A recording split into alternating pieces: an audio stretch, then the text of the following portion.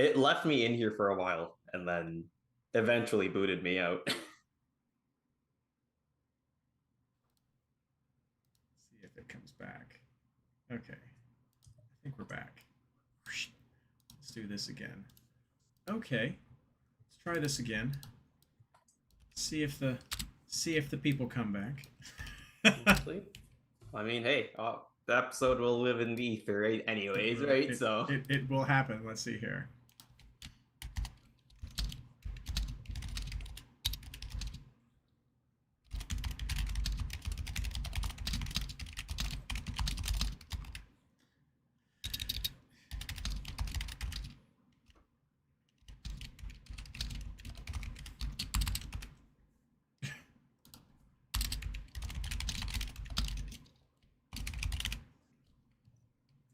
Brandon Q. that was me. Brandon FQ. Okay, stream is back going, it looks like. Okay. But oh no, it completely deleted the team I had set up. Oh my gosh. I'll have to fool with that later.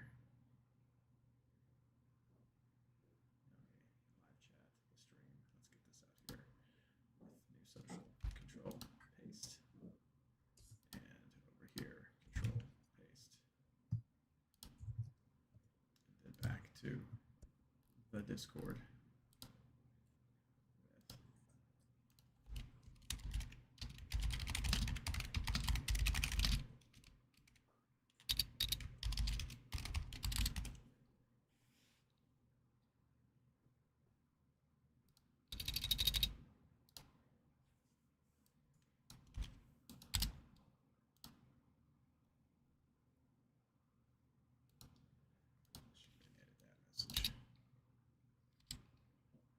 Get rid of that. And then come back here to the announcements.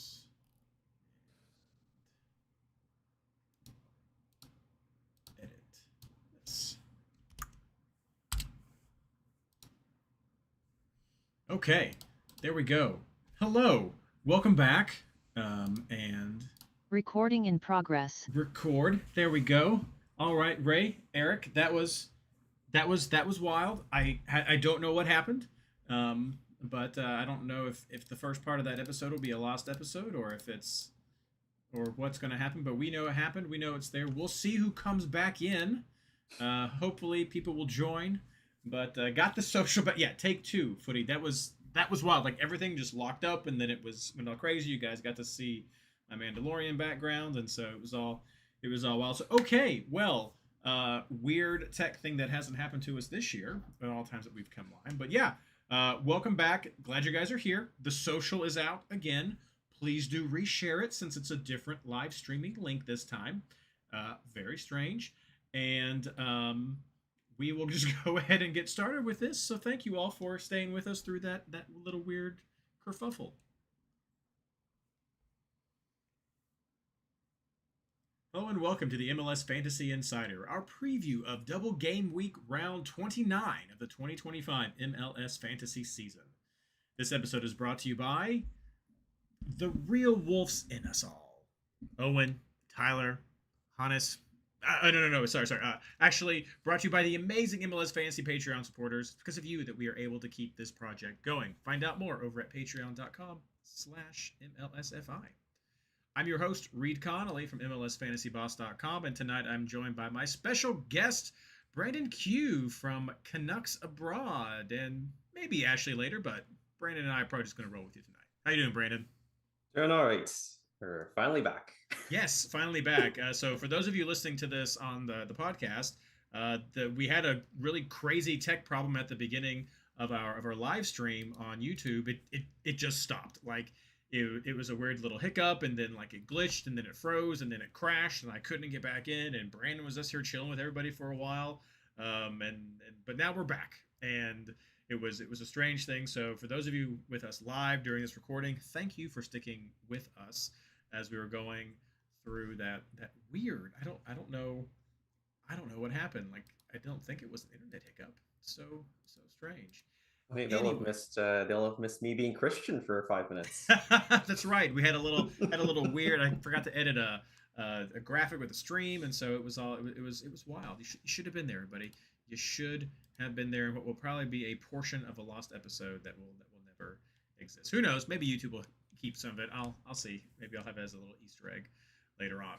Anyway, welcome, Brandon. Happy to have everybody here with us tonight. We're coming into the final stretches of the 2025 season, and last week I kind of talked about how we have some of the usual things that happen, not a whole lot of stuff, but this was an exciting double game week. I really enjoyed it. So whatever your scores were, those of you with us live right now, let's see how you did. This was a pretty good round. And so Brandon, what were your takeaways? How'd you score? Just how did this turn out for you?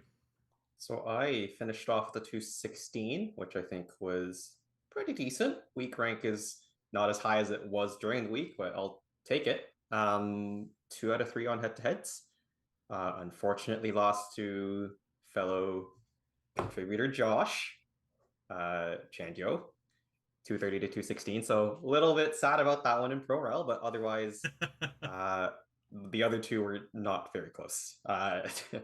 Beat someone who got 74 and beat someone who got 60. So, here and there.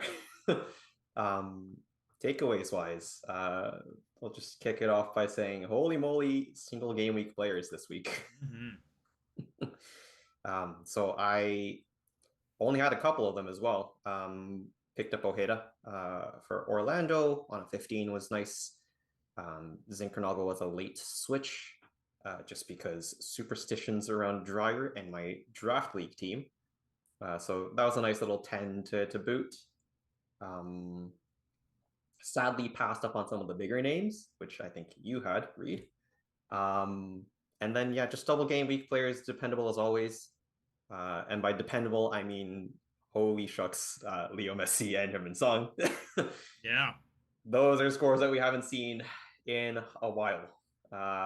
Certainly even just the single week scores period, but also just looking at, what the total score ended up being. I know that we've done kind of a deep dive in the past on sort of the maximum score that any player's ever gotten, and I think the winner is still Landon Donovan by a shave.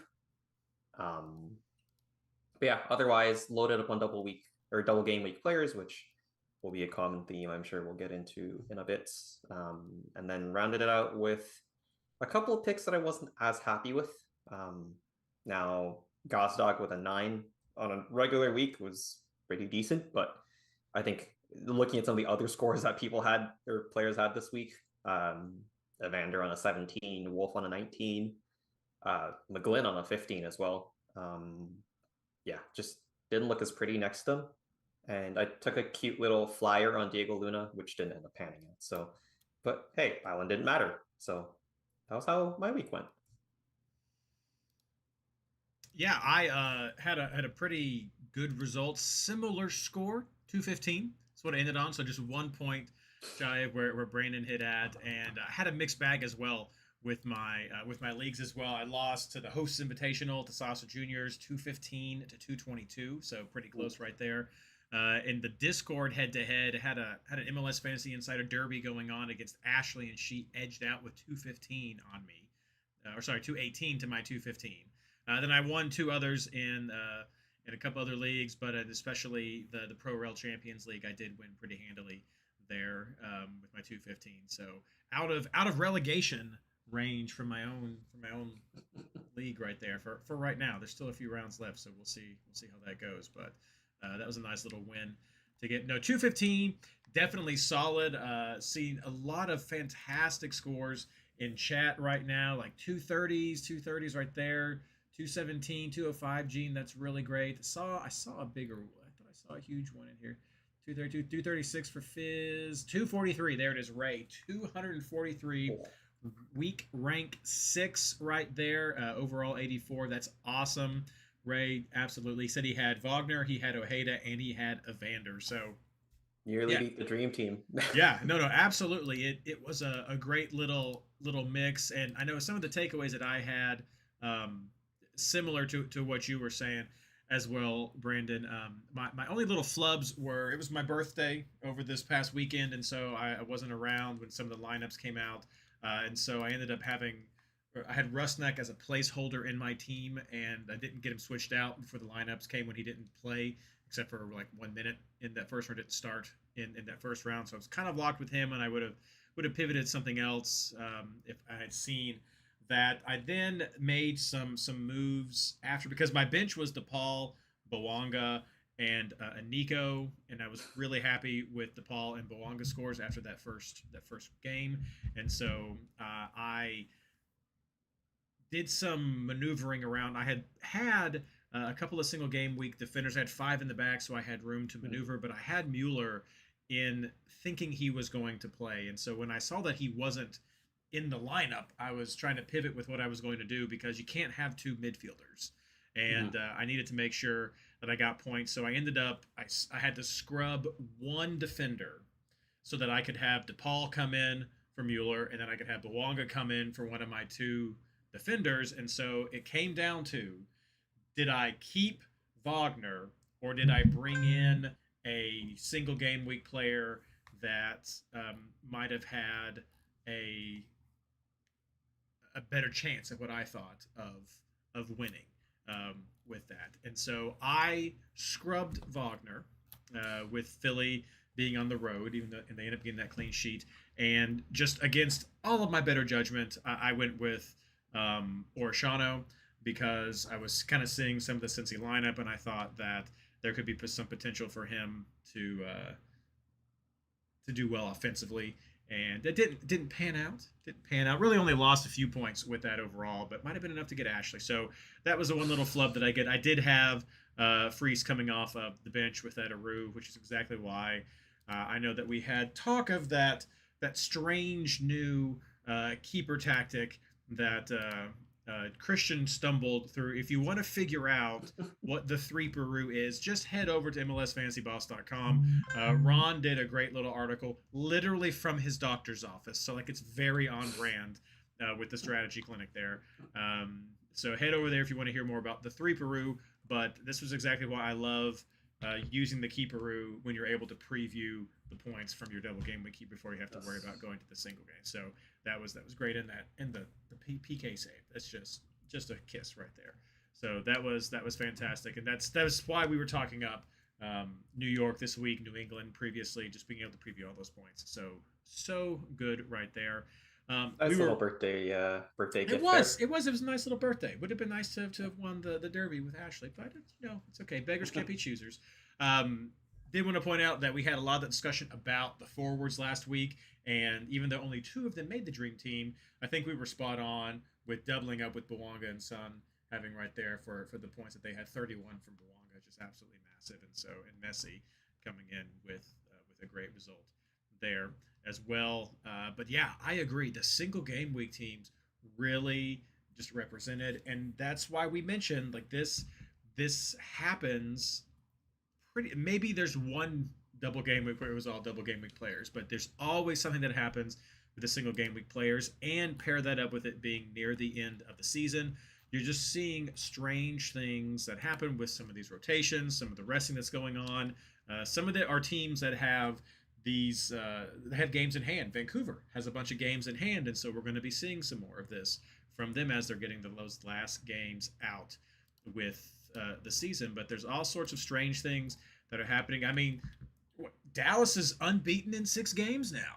That's wild. Ever since this happened, Can't be right. It's absolutely right. You go check last 3. Now they didn't win them all. They just haven't lost. So I think it's 3 wins, 3 draws.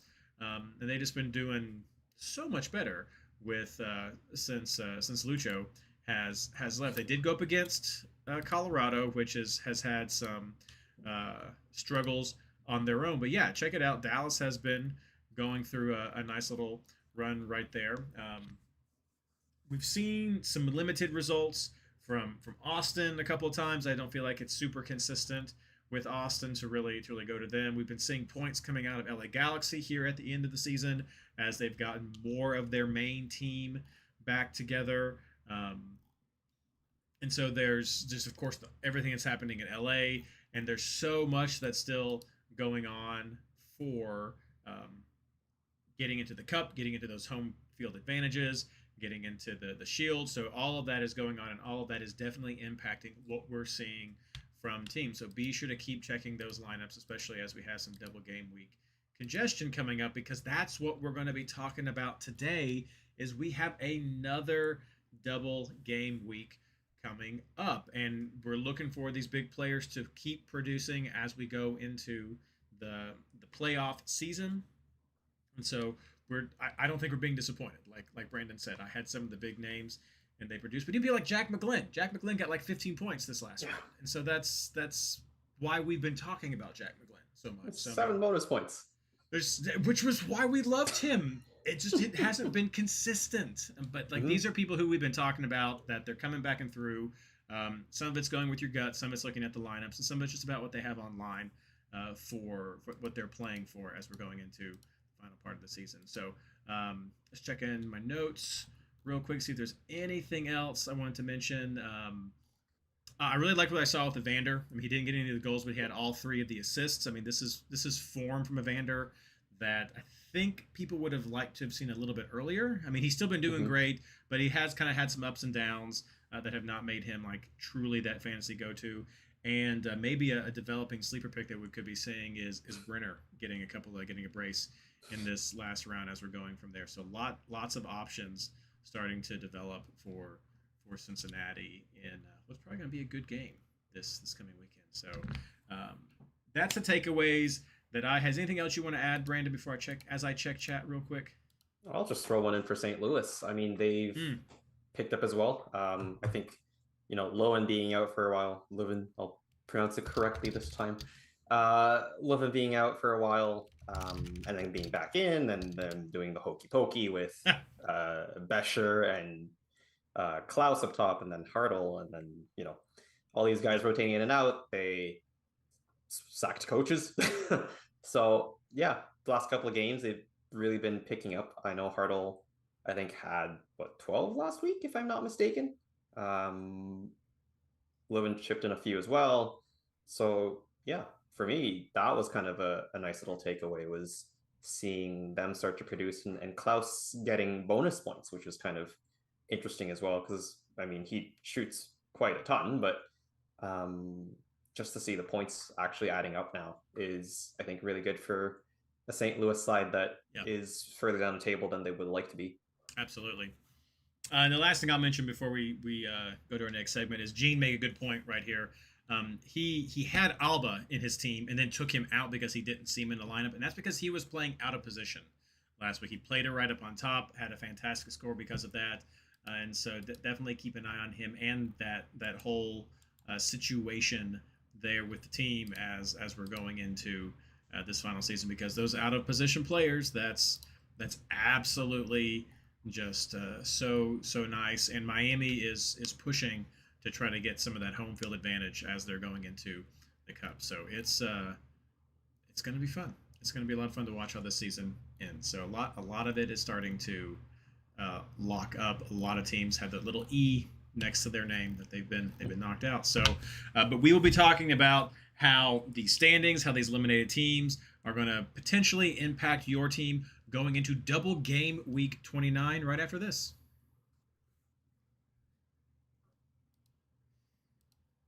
You're welcome, Christian. Glad that you are here. I saw that you got that article posted, so thank you so much. Yeah, those of you there listening live, Christian's got his player rankings up right now because we're starting on Wednesday.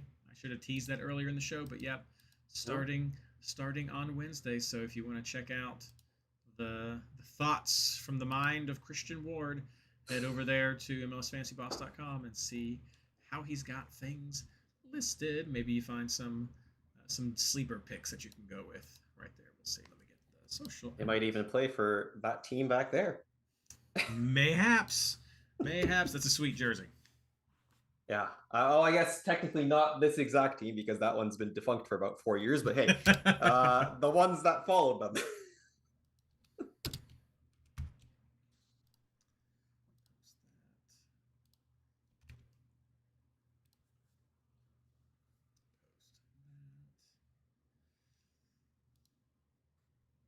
Okay, there we go. All right, we have got the social out for the second part of the show. He said no loons are ranked this week. It's okay. It's okay. Definitely, yeah, Colorado. That's enjoyed when I visited that stadium, but it's vicious. All right, let's get this done. Hello and welcome back. We're talking player targets going into double game week round 29. But first, some quick housekeeping because, as I said, this is a double game week. And so that means that games start on Wednesday, September 24th. And we have 2 matches that are playing. So the 4 teams right there. Kicks off with New York City FC at 7:30 p.m. Eastern Daylight Time versus Inter Miami. And then we have Vancouver at 10:30 p.m. Eastern Daylight Time hosting the Portland Timbers. And those are your 4 double game week teams for this round. Nobody is on a double home. Miami is on a double away, so definitely keep that in mind. There's some travel in there. First to New York City and then up to Toronto, Brandon's neck of the woods. And then, so New York City FC, Vancouver, and Portland all split their home and their way for this round. Interesting though, for Vancouver, would point out this is all Cascadia for them, so it's very easy travel, I would say, for Vancouver with that Portland and Seattle lineup that they have. They will also be at home next Wednesday for Canadian Championship. And there we go, Canadian Championship coming up too. So that'll throw in the mix. See how that impacts the rotations for the lineup as well, because that would be nice if they get some really good results from there as well with how their season's been going so far. Absolutely massive. So that's what's going on Wednesday. But then don't forget that we also have the next round of games on Saturday, and that's essentially your standard Apple TV lineup right there. Toronto and Miami kick off again at 4:30 p.m. On September 27th. And as we've mentioned before, the last 3 double game weeks now, Miami is playing that first round. Plenty of time afterwards. You can preview every single point from your Miami players before deciding if you actually want them to be in your team, and you can force that transfer with the switcheroo. So it's you're probably going to be keeping at least one of them, I would imagine, regardless. But you can preview all of those points from Miami before you have to make any decisions. Everybody else, it just gets too late before you can do that for the rest of the team. So that's what we're looking at this week for the double games. And finally, we wrap things up on Sunday with FC Cincinnati hosting Orlando, which I think will be a really good game. Those are 2 powerful single game week teams last week, and they've got another single this week. So definitely, I'd imagine we'll hear some of those names coming up. Don't forget Canadian Championship is right around the corner to get all that wrapped up. So that's going to be fun right there for Vancouver. And just keep an eye on these teams. This is round 29, which means that we only have 2 more rounds left in the fantasy season after this week. So we have round 30, which is going to be another double game week. And then everything wraps up on Decision Day, which is also a double game week, and not really a decision day. So it's another one of these 2-week-long rounds that we're ending the things on the 31st. So that's going to be interesting. But we'll see also how many decisions will come on Decision Day. Right, we'll see how many decision weeks is kind of what it will be. But we'll have Matt Pollard with us next week to talk about the week 30. So we're coming right down to the end. So be sure there's definitely points to be played for, definitely ranks still to be played for there. So it's going to be a lot of fun. So check that out. And if you need any help just navigating injuries or safe scrubs or any of the nuances of the fantasy game and player selections in these final few rounds, head over to MLSFantasyBoss.com, click on Discord, and join our Discord server to go to the Mega Reference. There in the fantasy tools, it's just one of the best pieces of community curated content that we have available that you can check out. It's a great project with lots of helpful things that people have been using all season long.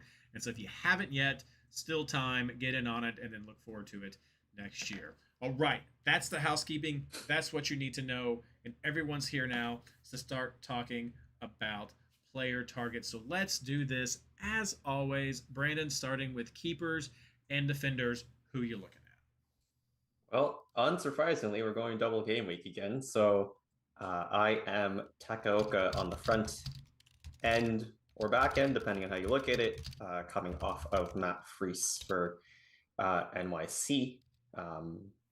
Pretty simple choice to make, in my opinion, just because you're looking at both home teams. Again, New York is another one I think you have enough leeway to sort of preview, not as well as Miami, but I think you have to like Freese, not only because given his sort of last week performance, but also just over Miami being double away. Unfortunately, you don't get as much time to preview, but again, it's still relatively doable. And leading in off of that, defenders wise, I am looking at Alba for a very obvious reason based again on last week. Again, pin in that for the rotation that we already mentioned. I have at least one NYC defender, and that will kind of switch around, I guess, depending on if I do land with Freese on the front end of the keeper, which I probably will, which only leaves one spot, not to tease anything later on.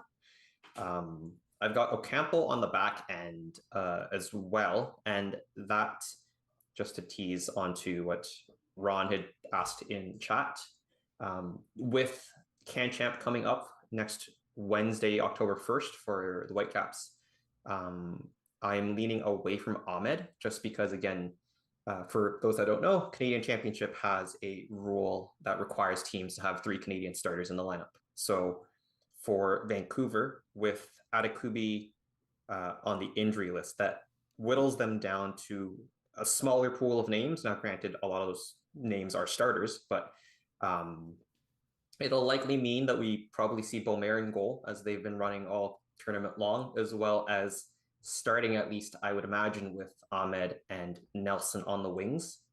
Halbouni, the center back that is available and not injured, because it seems like if you're Vancouver and if you're a Whitecap center back, you are injured. Halbouni is one of the ones that is fit and a natural center back, and not Laborda filling in at center back. So he is also Canadian and is that sort of fourth option in the mix. Might mean that Ahmed comes out, might mean that Nelson comes out, might just mean that all 4 of them start, because the 3 is a minimum. And so just based off of that, I'm leaning towards Ocampo, with the idea that he probably will start both games. Of course, they could do something funky with Johnson. Tate Johnson could come in. You could have Matthias Laborda, again, is likely to play both games, just given that they don't have any fit center backs available.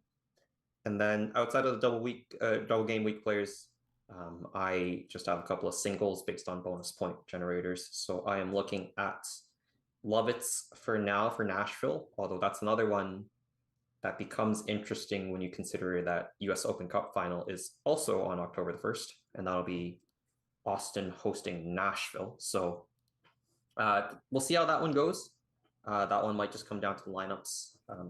In my opinion, 8:30 is still doable if you're, actively managing and not having to be away. But otherwise, I'd be looking Charlotte at home to Montreal, New England at home to Atlanta, with the idea that not looking for a clean sheet there, because I don't see it necessarily, but New England does have a couple of center backs, Fofana and Ceballos, who do get some decent bonus points. And obviously with the fullbacks too, Feingold and Miller are there, as well as options. Peyton Miller, not Harbor, to clarify. So yeah, just maybe digging around for bonus points, because I don't see that many obvious clean sheets personally. And then the last one as a free hit for me is Manu Dua for San Diego. It was filling in, but not really, on that San Diego back line, on the basis that they've kind of shifted, it seems, McVeigh out to right back. And so that's eaten into his passing points, which Dua has actually picked up. So Dua, I think, had about 115 or something passes last week. Looking, at 35 passes a point, that's 3 points right there. Yep. That puts him up to a 5, which is the same as getting an assist, and it's just 2 points shy of a clean sheet. So you might as well in my opinion, hunt for some of those bonus points that are there. If you don't see any obvious clean sheet options on the back end. Yeah, I like a lot of those names. That is, I did not know that about the Canadian Championship, and so that is great advice.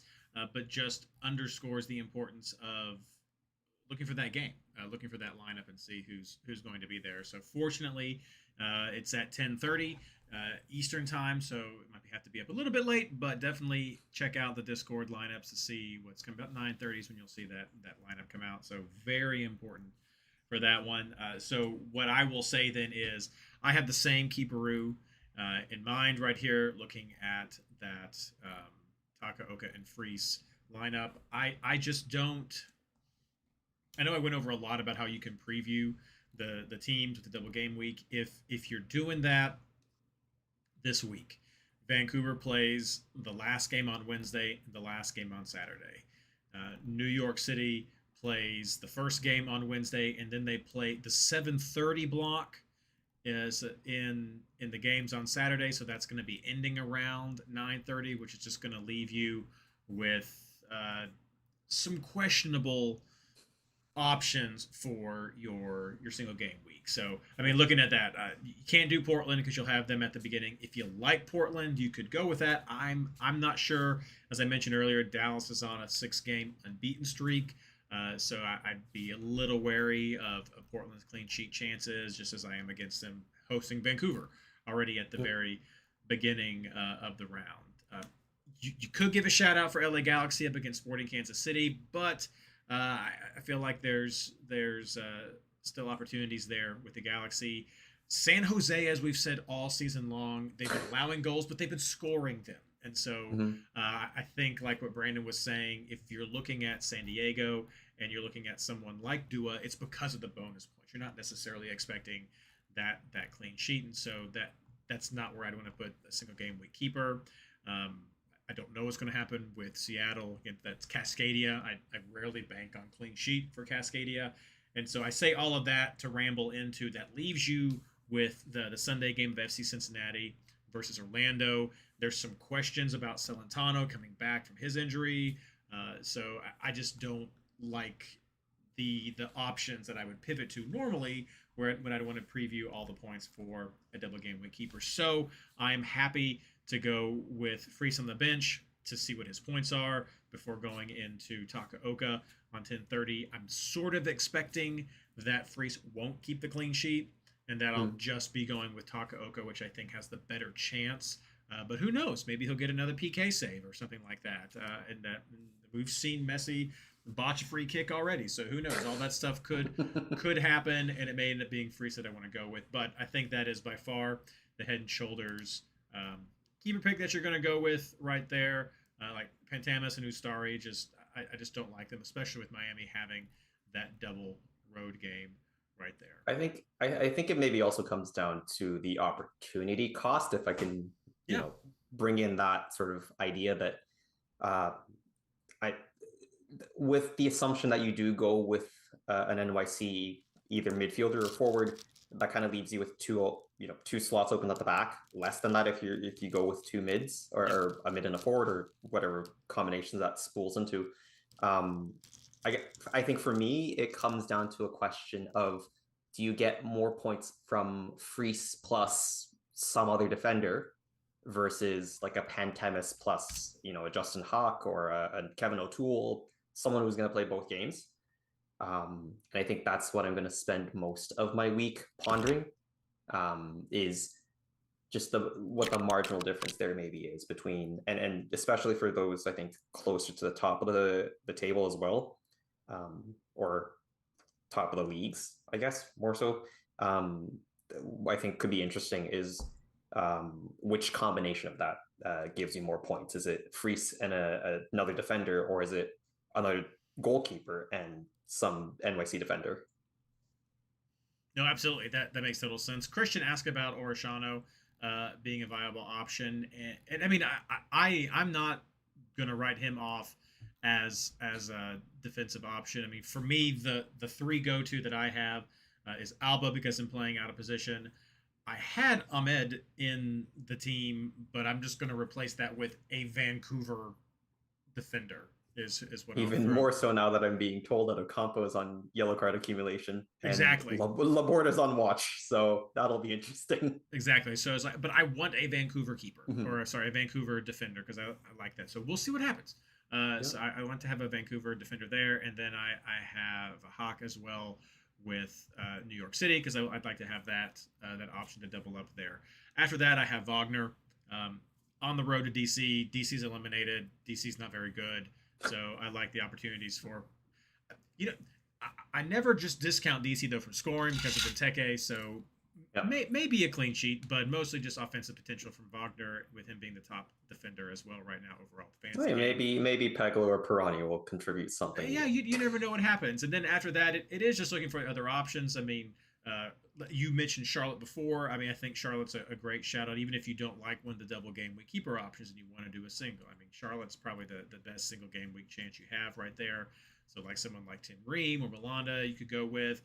I think Orishano is a good shout out if you want to go for the Cincinnati game and just kind of hold some offensive points there. I mean, he would be a great way if to have a scrub on your bench and just see what you want and save enough points and just switch to him if you don't like those options there. That would work.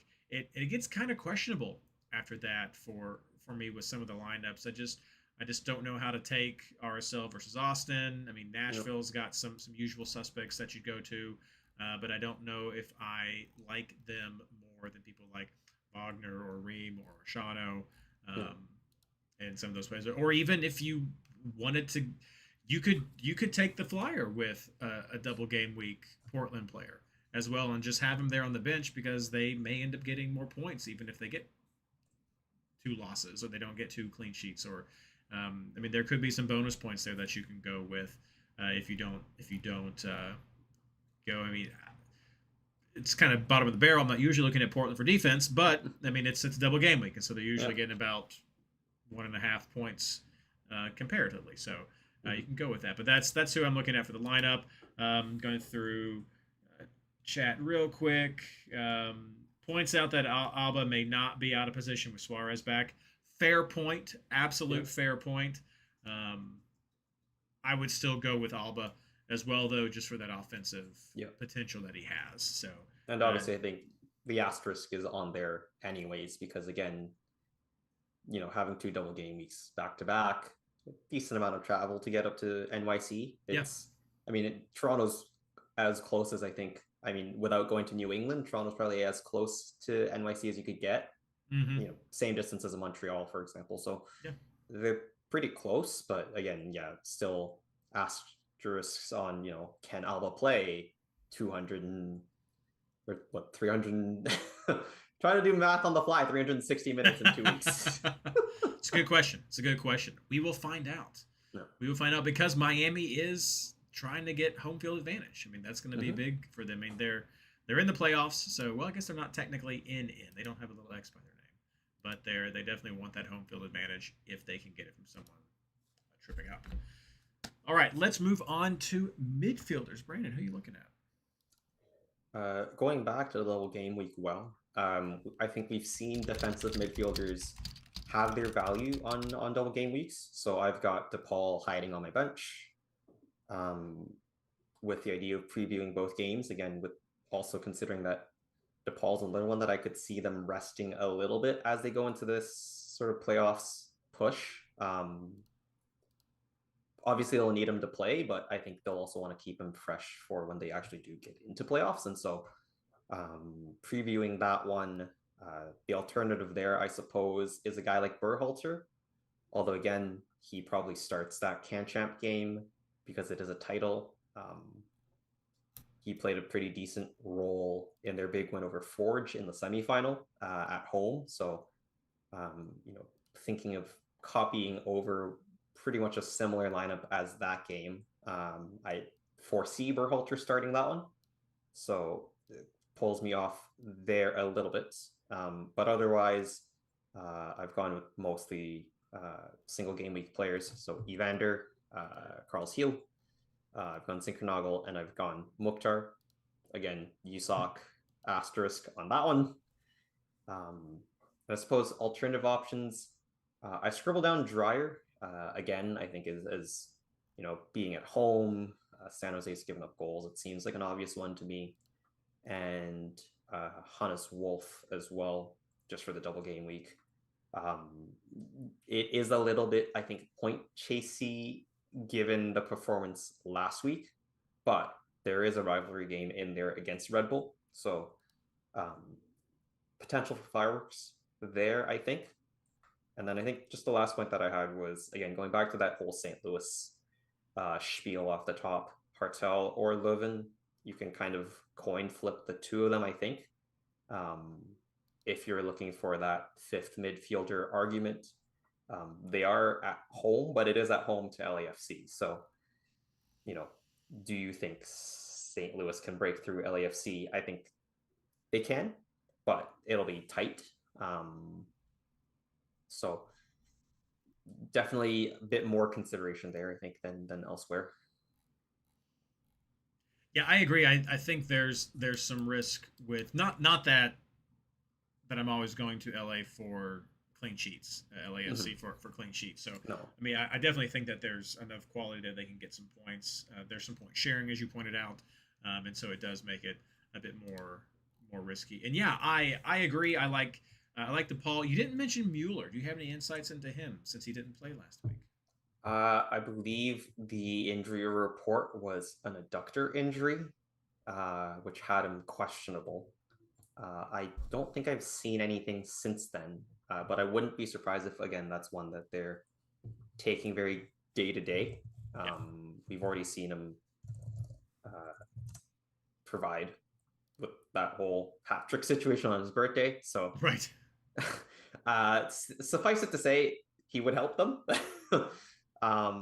But yeah, I don't think I've seen anything more recent than what would have been, what would have gone out there from their beat reporters last week, which was that it was an adductor injury that he's rehabbing. So limited minutes maybe, but he's also one that he spoke very positively about Kanchamp. Someone pointed out in the press conference afterwards, actually, that were he to win it, he would also become, I believe it was winningest German player ever in terms of trophies. I mean, it's a Kanchamp trophy, but it still adds to his total. And I think silverware. Yeah, exactly. And so I think they maybe want to have him available for that one, just to help him hit that mark. So yeah, I don't see him necessarily playing this week. I'm sure we'll find out closer, probably tomorrow, whether he does or not. But yeah, basically no news. No news. So I mean, of course, he's got the double game week for 29. He's got a double game week in 31 as well. So there could be some resting as well because Vancouver's got a bunch of games in hand. So that's coming up, and they got San Jose in the middle there, so there'll be opportunities to work him back in and be ready for. Yeah, the only I guess additional was that he didn't travel to Kansas specifically. So yeah, if that also sways your opinion in terms of guy that doesn't travel is probably unlikely to play. You'll see limited minutes from him this week. I wouldn't say more than 60 if I had to stick my neck out. There we go, from right there. So there's the update on that. I agree. I have DePaul on my team, and then it really does start to get pretty single gaming heavy. I have Anthony on my team right now from Portland. I'm willing to take a flyer on a Portland midfielder right now, as I try to think through what I want. I think I like Anthony more than DaCosta, but it is a double game week opportunity, as you mentioned. Vancouver with the championship, have some defensive questions that we've been talking about. Could be some opportunities there. Then they're home to Dallas, who has been unbeaten in 6 games, but 3 of those are draws. So there are still opportunities there for them. So I'm open to the opportunity of taking a Portland double game week midfielder. Mostly I'm open to that because I don't have Wolf in my team, and that's because I'm already looking at using 2 players from their defensive unit in my backfield, and I'm also looking at a different offensive option, and so that opens up midfield there. So lots of room for single game week players, I think, in um, the midfield this week, especially since Vancouver has questions about who's going to be there, who's not going to be there. Berhalter would definitely be my go-to if Mueller is not there.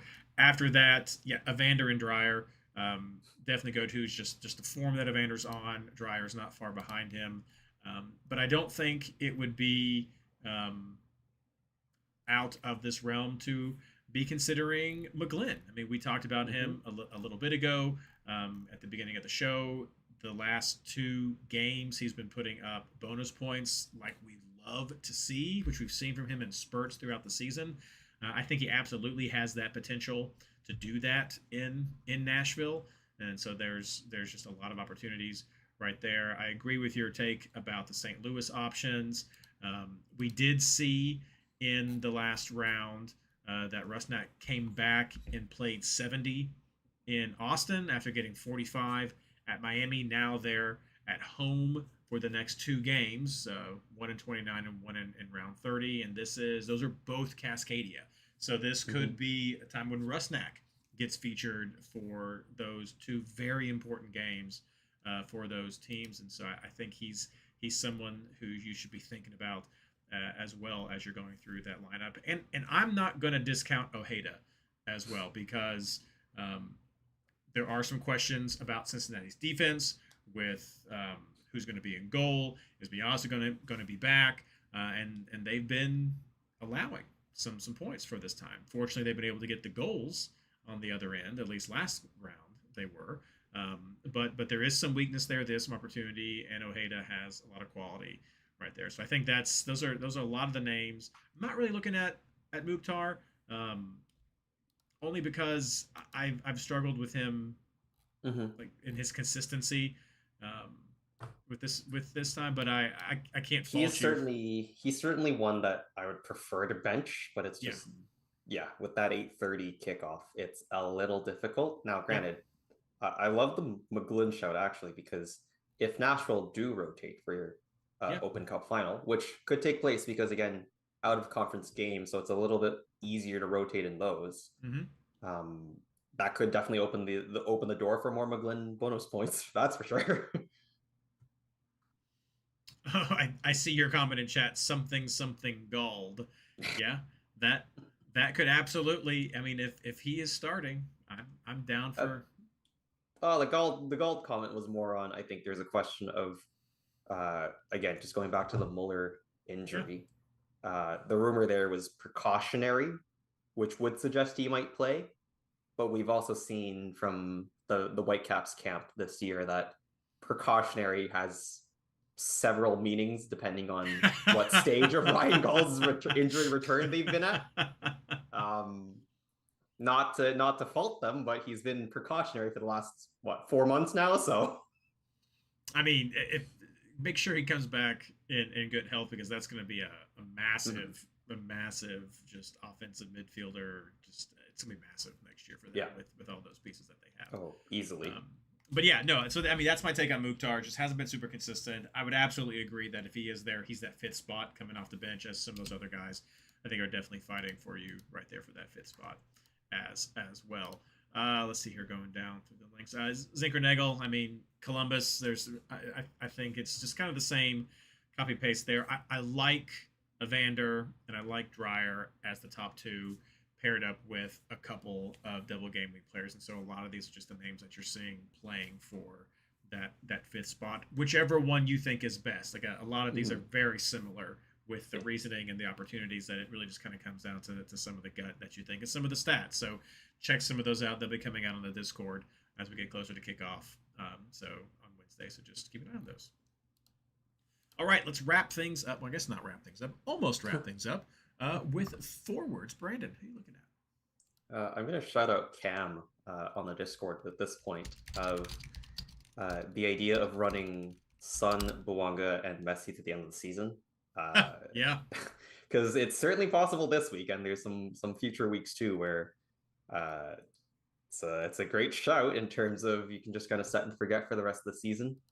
I've got 2 of that 3, with the LAFC forwards being the odd one out, depending on how you want to look at it. I got Sun and Buanga in a toss-up because I do have Alonso Martinez, who I suspect is also the NYC forward that you were hinting at earlier. Yep. And that complicates, again, circling back to the top, the defensive situation, looking at, where you go. I do think that, again, if you're looking at Wolf, then Messi, Sun, Buanga is not a bad, runner-up option there in terms of forwards. But yeah, I think for me, I have it narrowed down to those four. I think there are some good names in the conversation. Musa, as you've been establishing, Dallas, having a really good run there. Vancouver becomes an interesting one, and I'll just touch on it, with the whole Canadian background, etc. That, with White out, it, I think, has been Rios's job recently. Now, that said, we saw last week that the production was more from Savvy. We saw a little bit of Ngannou in the semifinal against Forge in the Canadian Championship. So I don't know if Rios is your guy. If you're looking at double game week forwards, Kelsey and Mora seems to still eternally be a toss-up as well in terms of which one starts, and then to follow up to that, which one scores, because it's not always been the starter that scores, and it's not always the scorer that starts. So that becomes a bit of a difficult one. I know there was a little bit of back and forth earlier as well on Suarez being back potentially for Miami, which again, that adds another wrench to Miami, who, you could even look at a guy like Tadeo Allende as another option. He put up, I think, a 10 this week. Rotation risk, I would say, because of how, again, jammed that sort of forward 3 to 6 can be for Miami. But yeah, for me, I think just really narrowed down to the 3 or 4 names there in terms of forwards for this week. Yeah, it's pretty straightforward for me as well. Messi and Alonso Martinez were the immediate 2 that I brought in for the double game week, and for just quality in general. And so I have that right there. And then Sun, just for the form that he's on, I feel like he's in a great position. He's jiving well with Bawanga. He's just working out well with the team. He's working well with the league. Just kind of come in, and I think St. Louis is a good matchup, even with the improvements that they made. I think it's good. So pretty simple right here for me. I think he's also been a little bit more consistent than Bawanga. Yep. And it's funny because you think of Bawanga as being, not necessarily consistent, but certainly will perform when it matters. But yeah, I feel like you can't really look away from Sun's performance so far. Having, he's only just arrived and he's already on 6 goals and 2 assists, which I think is more goal contributions than probably half the league at this point.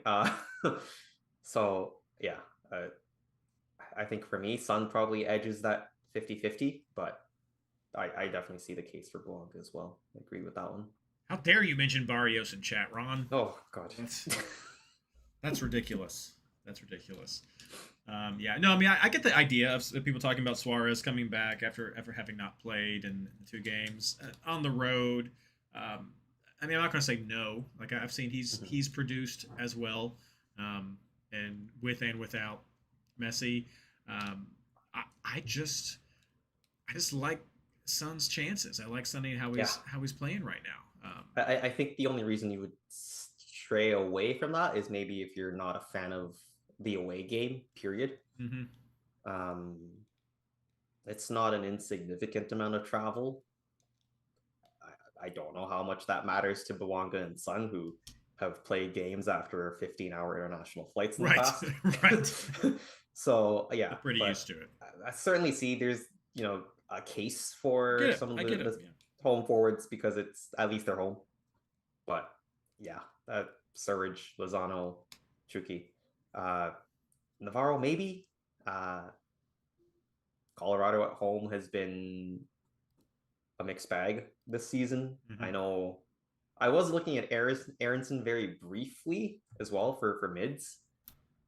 He put up a 5 and some decent bonus points last week, but again, given his competition, I think that's one that you maybe stray away from this week. Yeah. Klaus, if you want, I'll shout that one out again. We could see. Listen, for me, it's just simple. I'm kind of in that camp cam right there with just if it wasn't for the double, I could see definitely Son, Bouanga, and Messi for the rest of the season. But I like Martinez. I respect him enough that I think with the double game week that I want him at home to Miami to start things off. I think is good, and then that derby match with Red Bull I think is a good game as well. So I think those are 2 games that I like going for Martinez. So yep, keeping it simple for me. Well, let's wrap everything up with our captain picks. And so double game, Messi, is it him? And if it's not him, who is it? It's Messi. I'll cut that 50-50 short. It's Messi.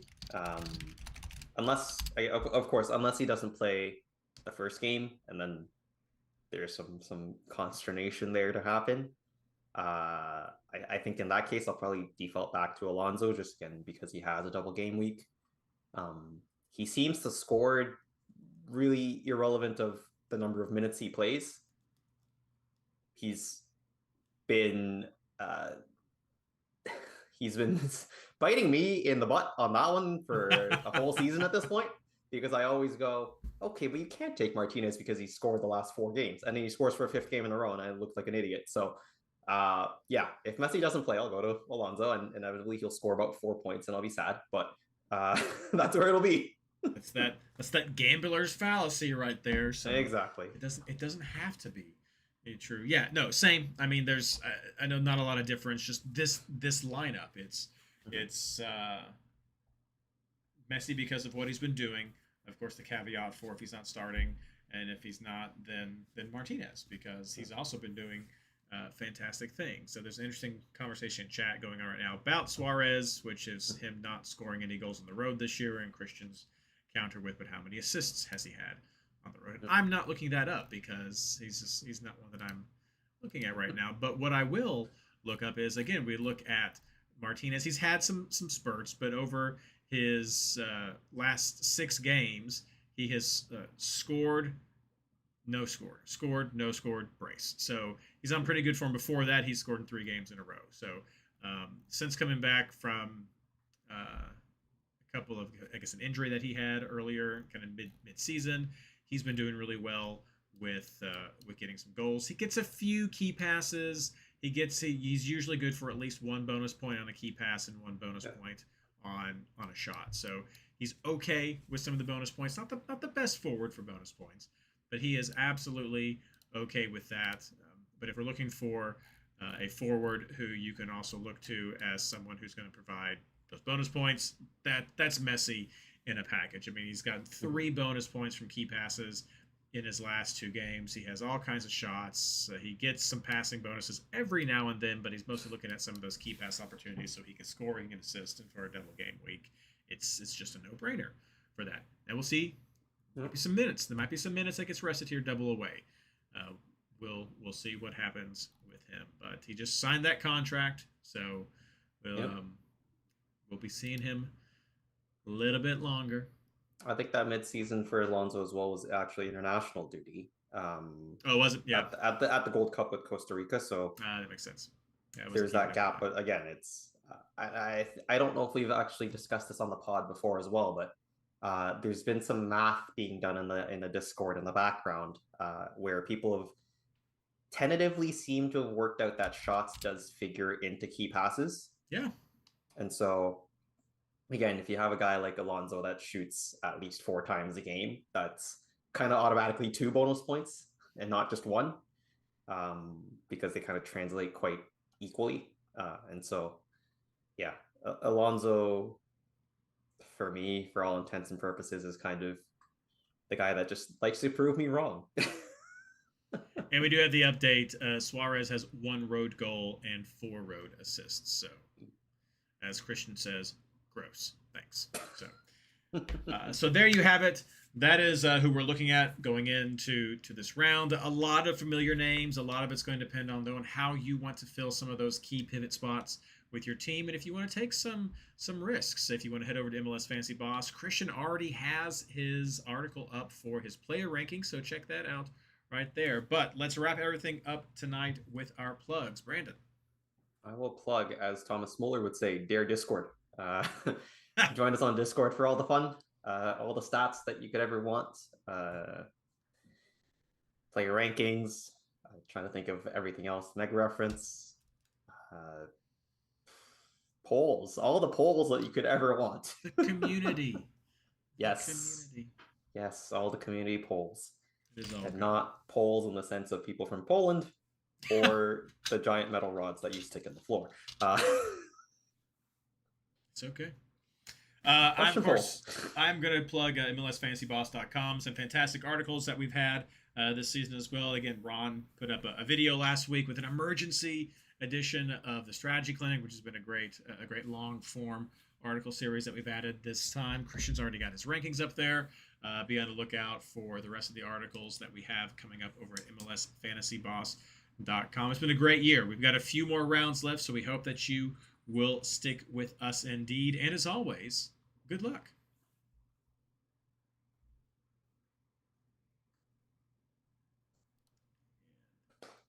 In stream.